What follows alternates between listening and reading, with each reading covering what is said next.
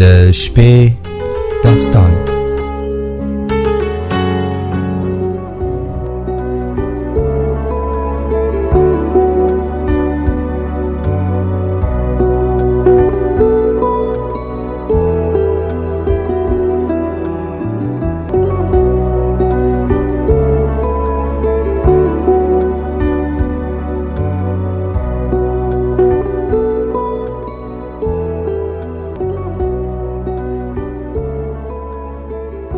د واکمنو له ازاله څښتن په سپېڅلې نامه د سپوږمۍ راډیو قدرمنو اورېدونکو او په ځانګړي ډول د شپې داستان خپرونې درنو مینوالو سلامونه، ستړي مه شئ او له رنګینیو ډکه شپه مو په خیر. دا دی بالاخره د څارګر 2 ځله مرې په زړه پورې داستان وروستۍ برخې ته راورسېدو. هیله ده د دغه په زړه پورې داستان د تیرو برخو ملتیا مو کړې وي او د نن شپې داستان تر پایه هم راسره پاتې شئ. په همدې هیله راځو او د داستان وروستۍ برخه راپیلوو.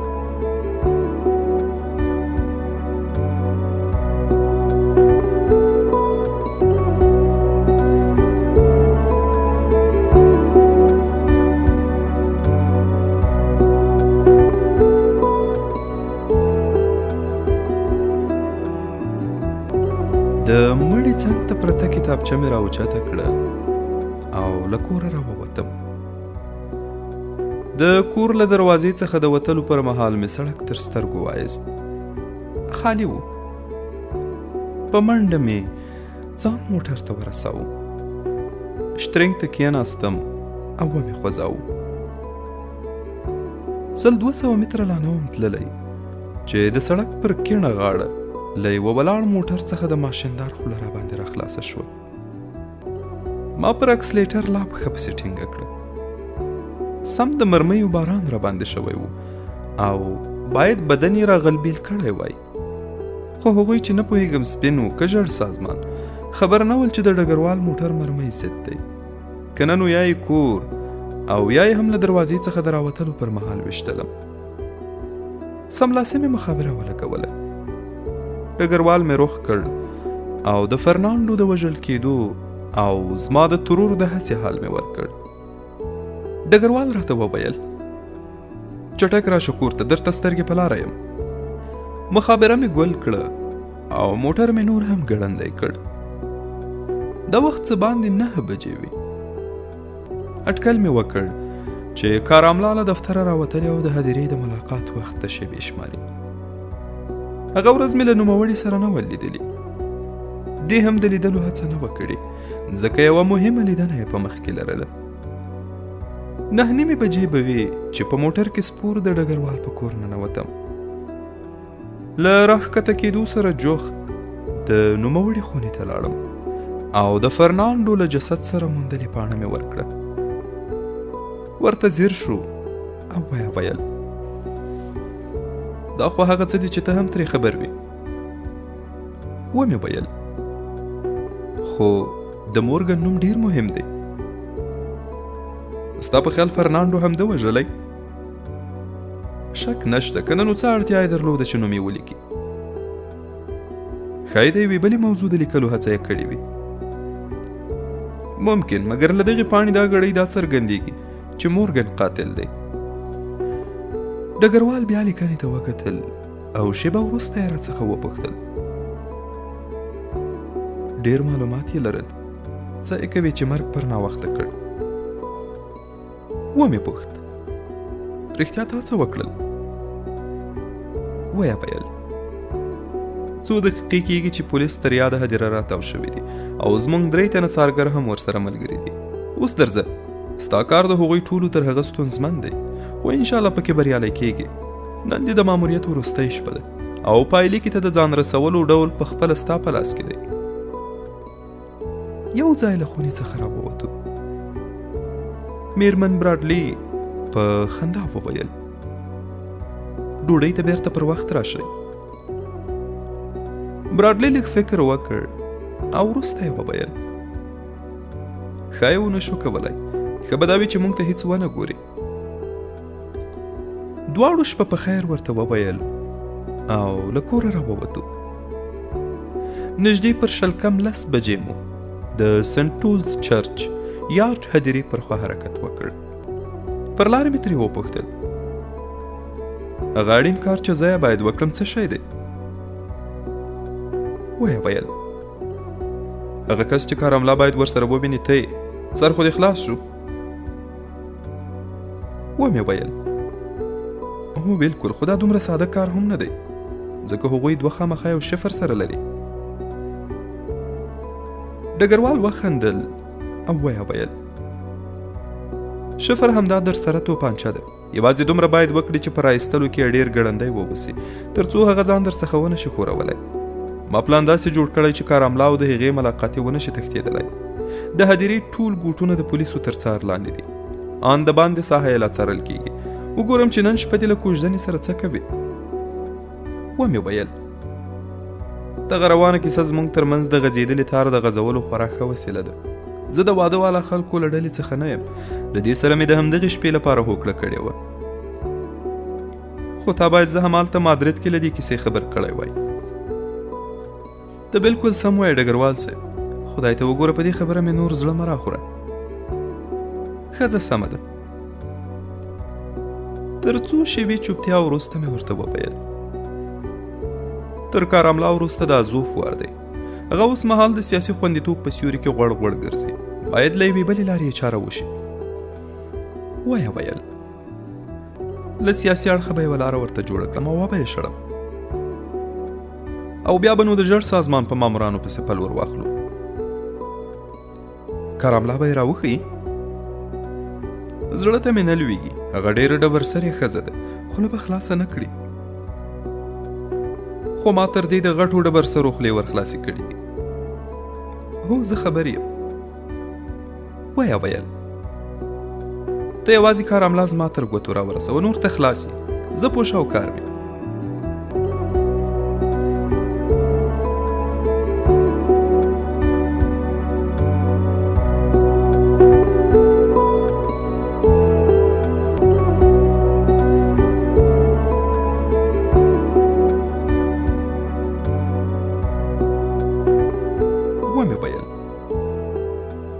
کنا ببره یوه پیښه ونه شوه، پایلې کې ته دومره واټن نه دی پاتې. په ډاډمن انداز یې وویل تر ټولو بده ناڅاپي پیښه چې زموږ پلانونه را خرابولی شي دا ده چې د ملاقات نیټه نن نه وي. په هر صورت هدیره به د پولیسو او زموږ د مامورانو تر څار لاندې وي. شاوخوا 10:10 بجې هدیرې ته ورسېدو. موټر مې له سترګو څخه پټه ګوښه کې ودراوه او خپله بیرته براډلي او د پولیسو رئیس ته ورغلم. ټولې ډلې په ګرځنده مخابرو سمبال وې او آن شاوخوا کوڅې او لارې هم څارل کېدې. براډلي د پولیسو له رئیس څخه وپوښتل آیا کومه پیښه میښه خو به نه وي شوې؟ نه، ورته منتظر یو. براډلي راته مخ کړ او ویې ویل د هغوی ترمنځ ټاکل شوی قبر باید یو ځل له نږدې وګورو. په ګډه هدیرې ته ننوتو. ډګروال وخندل او ویې ویل معمولا هدیرې د شپې لخوا بیرونکې وي. ومې ویل همدا وجه ده چې کارملا دوی دغه ځای ټاکلی دی. زموږ یو مامور چې مطلوب قبر یې د هدیرې د ثبت د کتابچې له مخې پیدا کړی و هلته وروستو. سر ته یې یو نسبتا لوی د سپینو زرو صلیب لیدل کېده او چار چاپیر یې څو ناجوګان ولاړ ول. ډګروال وویل هلته ونه کې یو ځواکمن ګروپ یې ښیي. ته چې له کارملا سره مخامخ شوې سملاسي به یو هوایي ټک وکړي او له هغه سره به جوخت هغه ګروپ هم ولګېږي. د ګروپ رڼا به پر کارملا برابروي. زخت زیات باید بیداره اوسي ځکه زموږ یوې ډېرې خطرناکې او تکړه مامورې ته په غېږ ورځي. بابیزه یې باید ونه ګڼي. ترې ومې پوښتل دلته خو به دې نور کار نه وي؟ ویې ویل موږ ځو، ته همدلته اوسه. له کارملا سره مخامخېدونکی کس باید هدیرې ته را داخل نه شي. مامورانو ته مې ویلي چې همالته د باندې یې ونیسي او پسې ورک یې کړي.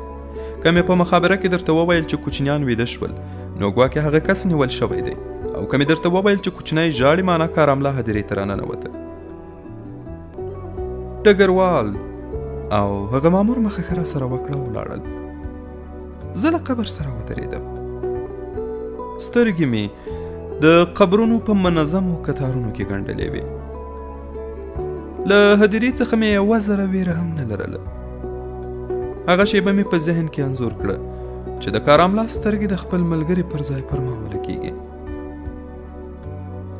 سم دم به داسې پرې لګېده لکه اسمان چې پرې رانړېدلی وي. که احیانا د کاراملا ملاقاتي ښځه وای نو بیا ډګروال پوهېده او کاري زه میدان ته نه راتلم. دا ټکی مو په پام کې نیولی و، مګر زه ډاډه وم چې نر دی او آن تر یوه بریده مې پېژانده هم. پر لس باندې 12 بجې مې په جیب کې پرته مخابره وسونګېده. د براډلي اواز ترې راووت. ویه ویل کوچنیان ویده شول، یعنی د کاراملا ملاقات ته را روان کس ونیول شو. اټکل مې وکړ چې د لیدنې وخت باید پاوباندې 12 بجې وي. سترګې مې په هغه لور کې وې چې کاراملا باید ترې را پیدا کېدای. یو ډول عجیبه نارامي مې احساسوله. د یو داسې چا لار مې څارله چې د ژوند شریکه مې وه او زما او خپل ځان لپاره یې د یو روښانه راتلونکي خوبونه لیدل. په ډېر احتیاط مې د څراغ په رڼا کې د مړوند ساعت وکوت. د ملاقات اټکل شوي وخت ته 1 دقیقه پاتې وه. مخابره مې بیا وچونګېده. دا ځل براډلي وپیل کوچنی ژاړي. حساسې او په عین حال کې خطرناکې شیبې پیل شوې وې. شاوخوا مې سترګې وغړولې. بیرته هماغه لور ته ځیر شوم چې باید کاراملا پرې راتلی. شیبه وروسته نږدې د یو چا د پښو ښکالو واورېدل شو.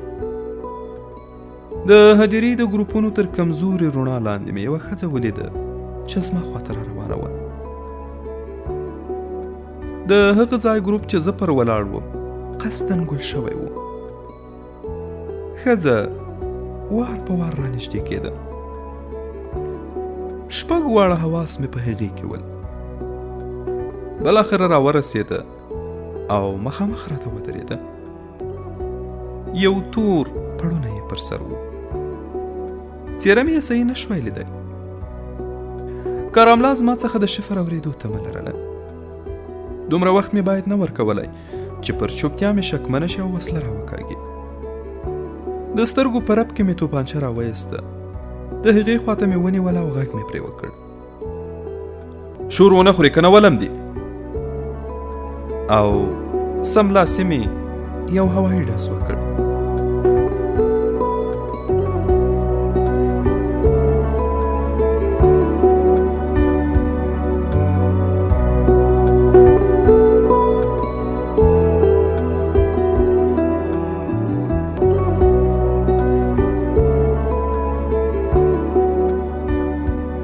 ځای پر ځای شوې تیزه بتۍ ولګېده. زه د مخامخ راته ولاړې ښځې په لیدو خلوازی شوم. هغه د ډګروال براډلي منشي کریسټین و. له هغې څخه لار او ګودر ورک شول. څېره یې تکه ژېړه اوښتې وه او سر تر پښو لکه پاڼه رپېده. وازه خوله یې رډ رډ راته کتل. ما یې پر اوږد ځوړند کوچنی دست کول ځینې واخیست او مخابره کې مې ډګروال ته وویل ماشوم ویده شو. دا شفر مې سملاسې له ځانه جوړ کړ. کریسټین په لړزان د غږ وویل تاسې یاست؟ ورته ومې ویل ستا زړه ته نه لوېده؟ زموږ 3 ماموران او 2 پولیس راغلل او کریسټین یې ورسره روانه کړه. زه هم تر شا ورپسې شوم. ډګروال او د پولیسو رئیس د هدیرې د دروازې مخې ته ولاړ ول. براډلي راوړاندې شو. او همدا چې پر خپله منشۍ یې سترګې ونښتې. ټکان یې وخوړ. حیران پاتې شو. ومې ویل ډېره نادره ده وله. ډګروال وویل واقعا کریسټین؟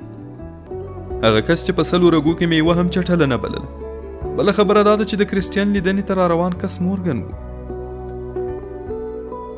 کریسټین یې موټر ته ننایسته. 2 ماموران یې 2 اړخونو ته کېناستل او سیده یې مخ پر اداره بوتله.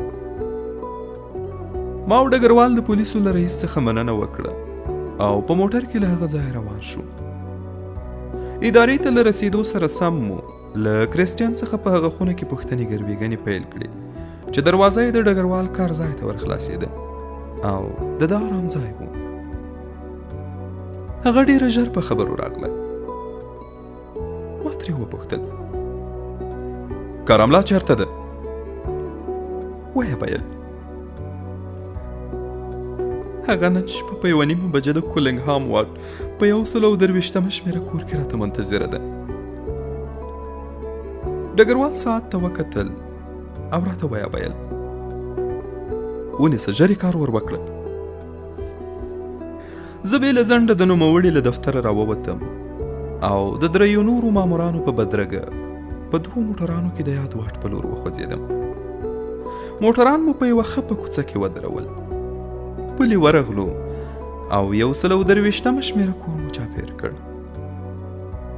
د کور دننه ګروپونه مړه ول. ښکارېده چې کارملا لا نه وه راغلې. اټکل مې وکړ چې دا ودانۍ باید د ازوف او یا هم ژړ سازمان د نورو مامورانو ټیکانه وي. د ساعت ستنه ډېره سړه روانه وه. زه او راسره ماموران په ګرځنده مخابرو سنبال وو. پاوباندې 1 بجه مهال یو موټر په تیزۍ راغی او د کور مخې ته یې بریک وواهه. زه او یو مامور د کور له دروازې سره نږدې دیوال ته جوخت ولاړ وو. د ودانۍ مخې ته یعنې پر پیاده رو کتار ونې ولاړې وې. هغې موږ نشو لیدلی. کارملا او شترینګ ته ناست سړی له موټره راښکته شول. هغه مې هم وپېژاند. ازوف و. اړخ ته ولاړ ملګري ته مې وویل بیدار اوسه. ازوف د کارملا تر تخر ګلاس ورلاندې کړی و چې له موټره یو څو ګامه را لرې شول. ما له خپله ځایه غږ پرې وکړ شور ونه خورئ کنه سوري سوري به مو کړم. دواړه وچ ودرېدل. ازوف چابک د کارملا له تخر ګلاس وایست چې توپانچه را وباسي. ورته ومې ویل ازوف صاحب بې ځایه مه غورځه، زما ګوته پر توپانچه پرته ده. کارملا تا ته هم وایم دواړه لاسونه په سرونو کېږدئ. سخت وارخطا او ګنګس معلومېدل. زه او راسره مامور وړاندې ورغلو. کارملا مې اواز پېژندلی و چې سترګې یې راباندې ونښتې. ویې ویل رامینه ته؟ دومره هیښه شوه چې نور یې د خبرو کولو ځواک له لاسه ورکړ. ورته ومې ویل اوه زه بخښنه غواړم اغلی مارګریټ، دنده زما تر ټولو لویه مینه ده. هغه 2 نور ماموران هم له خپله پټنځایه راووتل. د ازوف ښی او کارملا کیڼ لاسونه یې په یوه بلچک سره وتړل. له ازوفه مې توپانچه او له کارملا څخه مې دستکول واخیست. موټر ته چې یې وخېژول ازوف ته مې مخ کړه. ورته ومې ویل دا دی آخر مو بیا سره ولیدل. بد یې راته وکتل او څه یې ونه ویل. له دې سره سم موټر ته دننه کش کړل شو. یو مامور شترنګ ته کېناست، بل د موټروان بغل ته او مخې کارملا او ازوف ته ور واړاوه. موټر روان شو.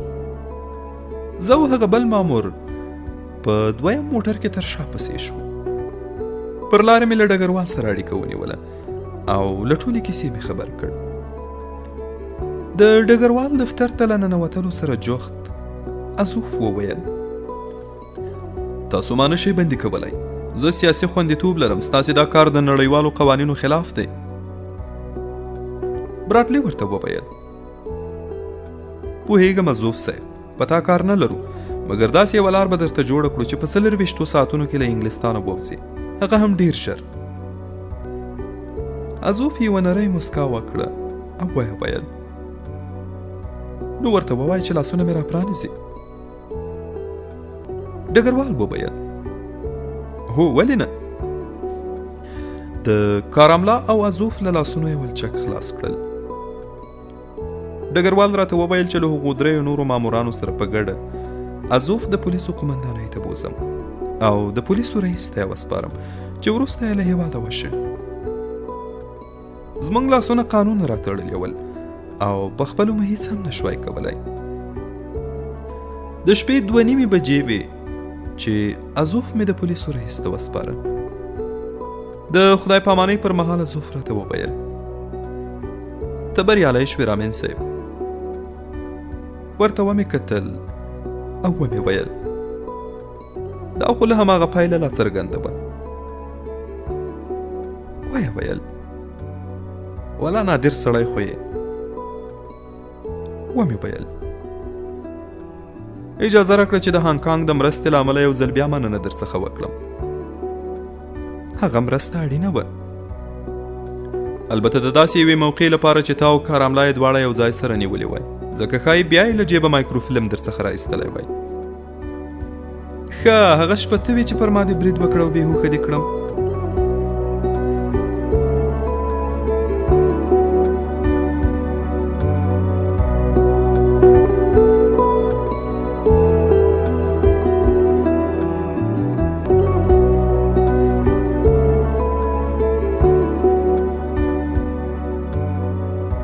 ومې خندل او ومې ویل: څو دقیقې وروسته ستاسې له سفارت څخه کسان درپسې راځي او بیا یې دي. د پولیسو رئیس راته وویل: رامین صاحب که خفه کېږئ نو ستاسې د نور مخې ته ګلونه. خدای پاماني مې ځینې واخیسته او ترې راووتم. ما ډګروال او 2 نورو تکړه مامورانو چې د ژړ او سپین څارګریزو سازمانونو د جوړښت په اړه یې کافي معلومات درلودل، له کریسټیان او کاراملا څخه پوښتنې ګروېږنې کولې. د تحقیقاتو تګلار مو دومره بریالی وه چې کاراملا په هماغه لومړي ساعت کې خوله پرانسته او پوښتنې یې را ځواب کړې. هغې د هغه کس نوم، ځانګړنې او ان د استوګنځای پته لا راکړه چې د ژړ سازمان د لندن د څانګې مشره یې پر غاړه درلوده. تازه سپېدې چاودلې وې چې زموږ مامورانو د پولیسو په مرسته دغه کس چې چانتونګ نومېده د لندن ښار په 20 کیلومترۍ کې په خپل کور کې ونیو. له نوموړي سره د نیول شویو اسنادو له مخې د دغې شبکې 15 نور فعال ماموران هم پیدا او ونیول شول. عملیات مو لا روان ول.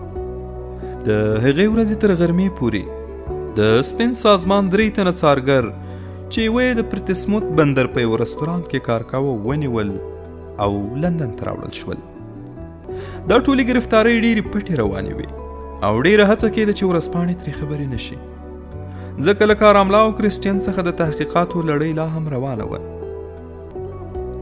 کریسټین د والکور وژنه ومنله او کیسه یې په لنډو کې داسې وکړه: هغه مازدیګر مې د والکور او براډلي تر ټلیفوني خبرو اورېدو وروسته له کاراملا سره اړیکه ونیوله او ګړی وروسته د نوموړي د وژلو امر راته وشو.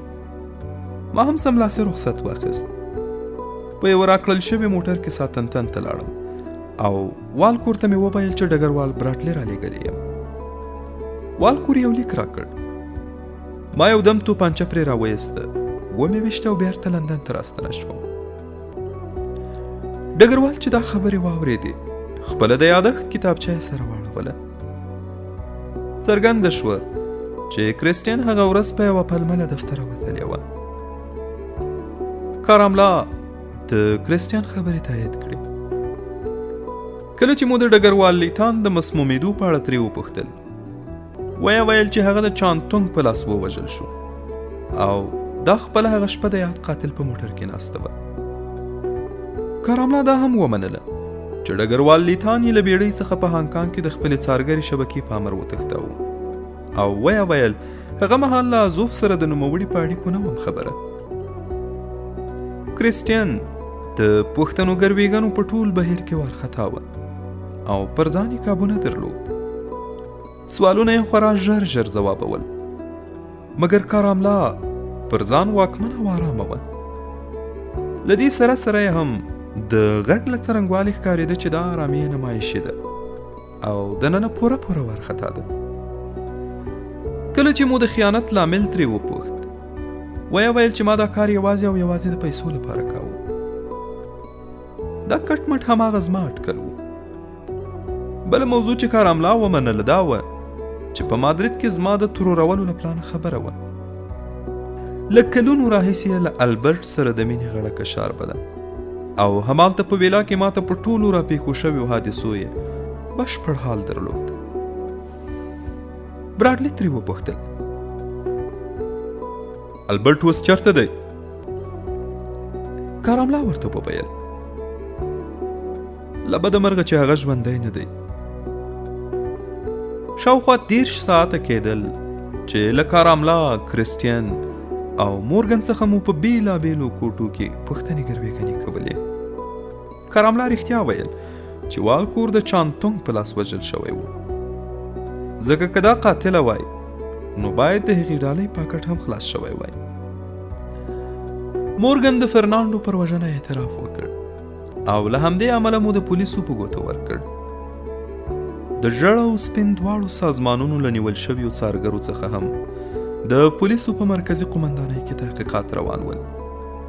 موږ یوازې دومره اجازه درلوده چې د پوښتنو ګروېږنو په بهیر کې مو استازي هلته شتون ولري. ازوف په ورکړل شوي وخت کې له انګلستانه ووت. زما ماموریت نو ګواکې په بریالیتوب سره پای ته ورسېد. د کاراملا او کریسټین د محاکمې پایلو ته معطل نه شوم. له ډګروال براډلي څخه مې د یوې 2 اونیزې رخصتۍ غوښتنه وکړه او ورته ومې ویل اوس نو په خپله خوښه رخصتي اخلم. ګرین د وروستیو پیښو د خبر په اورېدو حیرانه دریانه شوه. له ما سره یې ګډې رخصتۍ تېرولو ته سخت زړه کېده، خو غم دا و چې د دې رخصتي 2 ورځې وروسته ختمېده.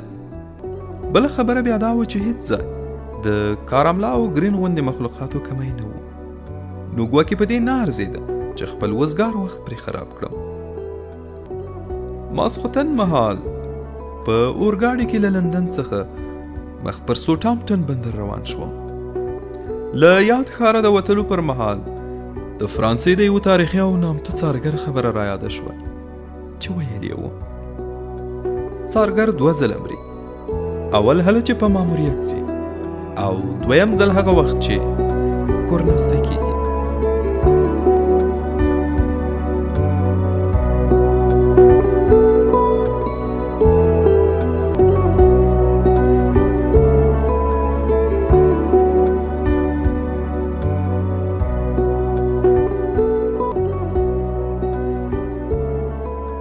د شپې داستان خپرونې درنو مینوالو، زموږ د نن شپې داستان دا برخه هم همدومره وه او په همدې ځای پای ته رسیږي. تر بیا بلې شپې چې یو وار بیا زه سلیمې ورور له یوه بل نوي او په زړه پورې داستان سره ستاسو درانه چوپړ ته راځم. تاسو پر یو مهربان الله سپارم. سوکاله ژوند ولرئ.